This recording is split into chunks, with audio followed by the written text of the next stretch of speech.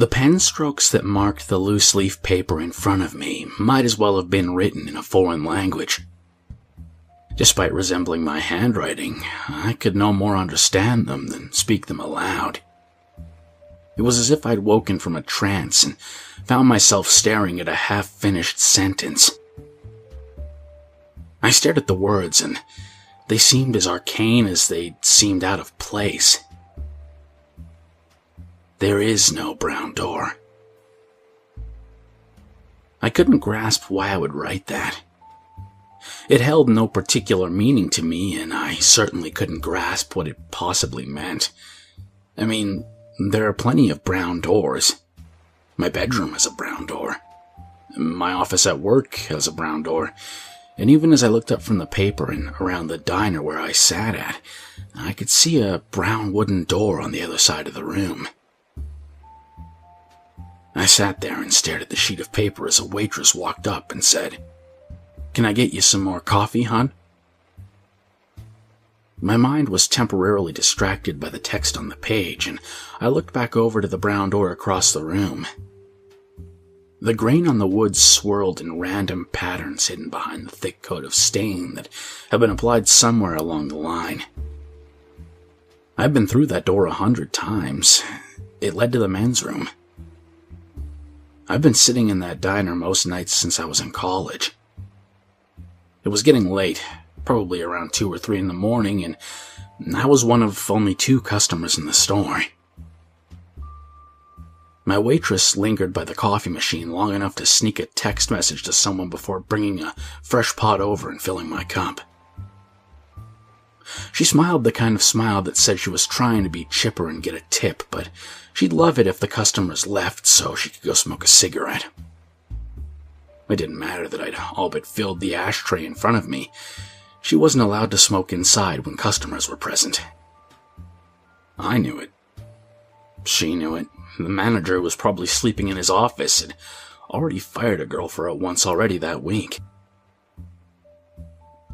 I briefly considered packing it in for the night when I looked down toward the sheet of paper and saw another line of text directly under the first one.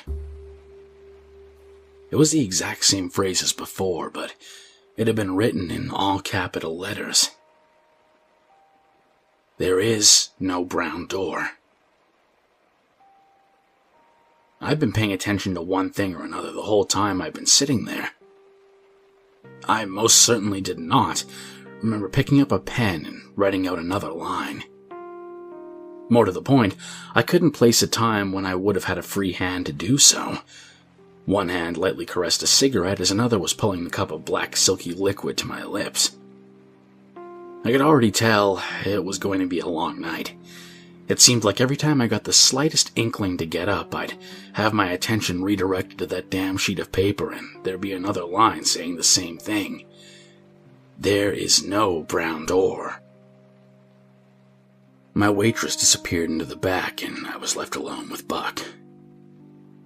Buck was a regular who sat there most nights drinking coffee and sitting in the non-smoking section working a crossword puzzle.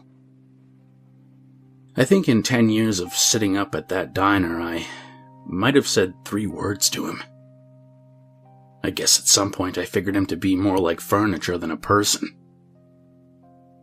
He never talked to anyone and rarely moved from his seat.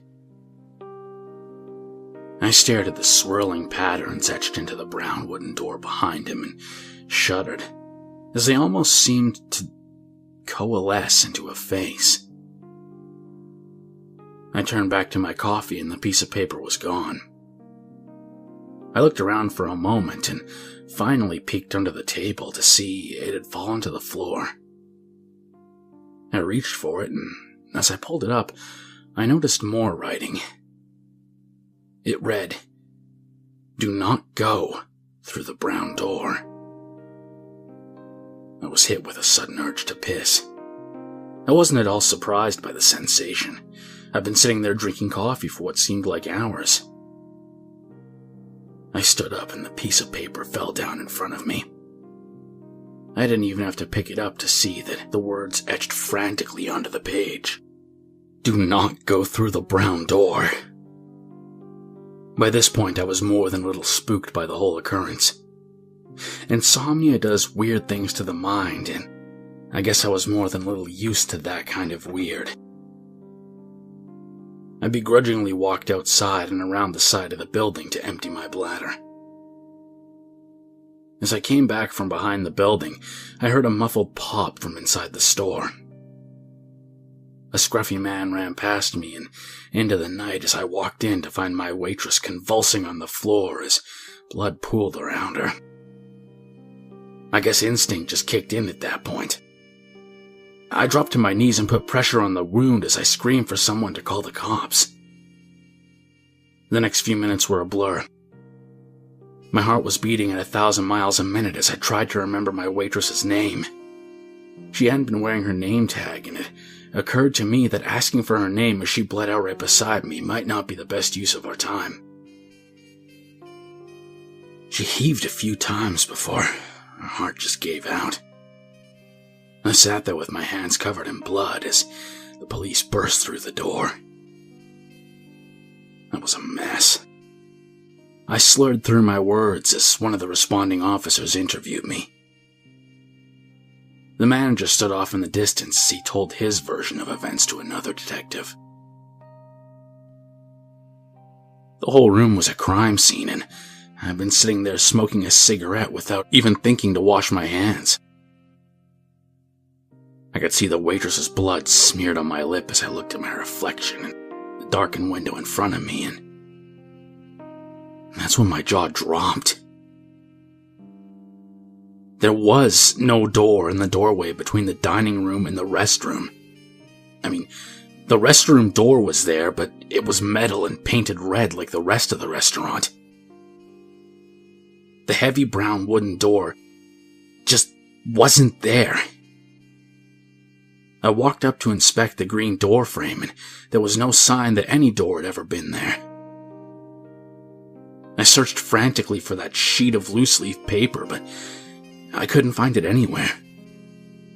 It wasn't long before an officer asked what I was doing, and I said, "There's no brown door." He must have figured me for being in shock because he led me outside and had an EMT check me out. I sat on the back ledge of the ambulance and stared at the open door frame through the window. There was no brown door.